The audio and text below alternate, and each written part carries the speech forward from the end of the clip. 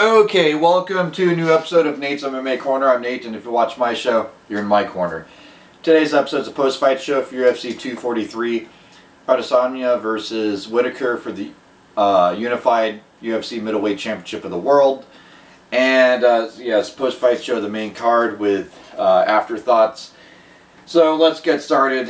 In the main event, we had the UFC middleweight unification bout. Israel, the interim UFC middleweight champion, going into this fight against the UFC middleweight champion, Robert Whittaker. And wow, this Israel really shut up my predictions on this fight. I picked Israel to win this fight, but like I was saying in my pre-fight show, I thought he was just going to work the jab and outpoint Whittaker and win by a boring decision. And wow, he shut me up. He almost finished Whittaker at the end of the first round, dropping him. And Whittaker was saved by the bell. And then round two, Israel came out and just continued to land some good shots. But Whittaker also went in, dived in, and was really trying to headhunt Israel, and it kept Israel on his feet. But yeah, Israel won. KO punches round two. Israel set up the combinations perfectly, and his striking looked spot on. It worked. So Israel is now your undisputed UFC middleweight champion of the world, taking Robert Whittaker's belt and essentially keeping Israel keeping his belt as well. So Israel is your new UFC undisputed middleweight champ of the world. And it looks like Paulo Costa is next in line. It's going to be a fun fight. I think Paulo might do a little bit better than Whittaker, but it's going to be a close one. It's going to be hard to say who's going to win that one. And then we go to the co-main event in the lightweight division, Dan Hooker versus Al Iaquinta. Yeah, this one, wow, I was impressed by Dan Hooker's performance. I thought Al Iaquinta was going to take Dan Hooker down, use wrestling, and use Mat Sura jiu-jitsu skills on Dan Hooker and out-grapple him on the ground and get maybe a full mount and just pound him out and then work in a rear naked choke or something. Did not happen. Dan Hooker, 2 30-27s and 1 30-26. It was insanely lopsided on the significant strikes. Dan Hooker, at one point they were showing, landed over twice many significant strikes. So Dan Hooker easily won this fight, unquestionably, and I think the judge that had it 30-26, I think that's how all three judges should have had it. I think there was at least one round, I can't think of which one it was, but it was a 10-8 round. Another two were probably easily a 10-9. So yeah, Dan Hooker just beat easily a top 10 lightweight, and Dan Hooker skyrockets up the rankings in the lightweight division. And I would say at this point is 2 or 3 wins. No, I'll say 3 wins in the lightweight division from a title shot. Dan Hooker is definitely looking really good, and it'll be interesting to see how he stacks up against the top 5,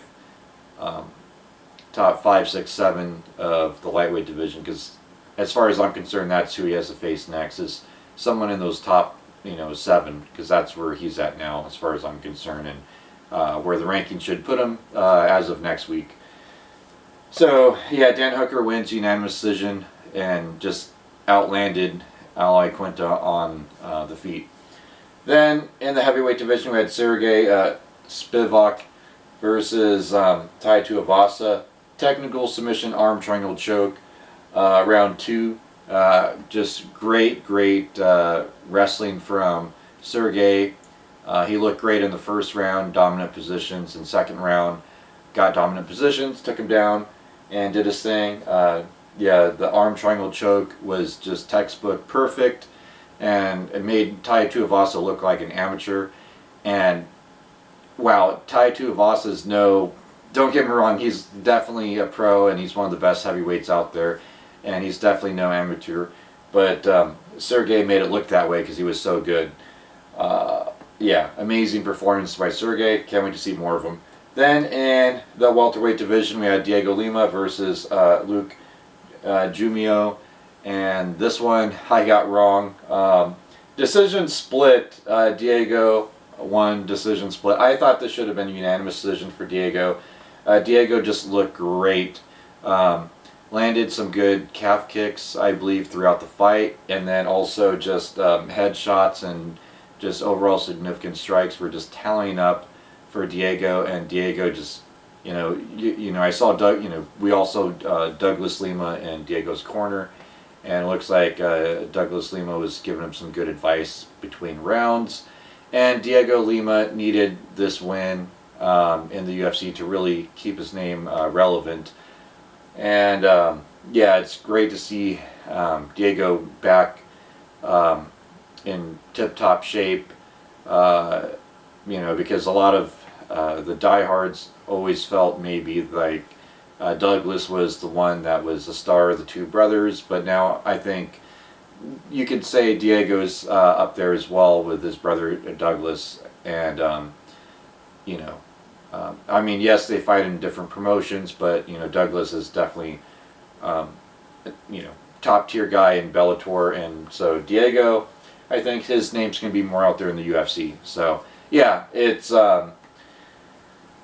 good to see Diego back in tip-top shape, and against a tough, durable veteran in the UFC in Luke.